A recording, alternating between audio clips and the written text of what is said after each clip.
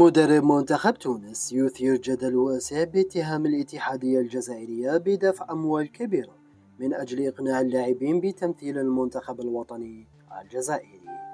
لمعرفة جميع التفاصيل شاهد الفيديو للأخير، ولا تنسى دعم باللايك والاشتراك في القناة وتفعيل الجرس ليصلك كل جديد. بعد الخسارة التي تلقاها المنتخب التونسي ضد منتخب غامبيا، خرج مدرب المنتخب التونسي اليعقوبي بتصريحات اتهم فيها الجزائر بإعطاء أموال كبيرة للاعبين من أجل إقناعهم باللعب مع الخطر، حيث قال: هل تعتقدون أن غويري والعديد من اللاعبين الذين اختاروا تمثيل الجزائر بدون مقابل؟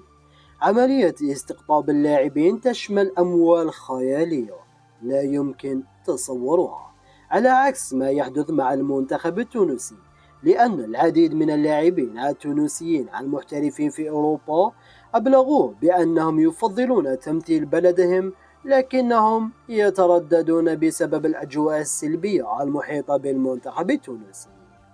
هذه التصريحات تعتبر محاولة لتبرير فشله مع المنتخب التونسي الذي يشهد تراجع كبير في آخر فترات.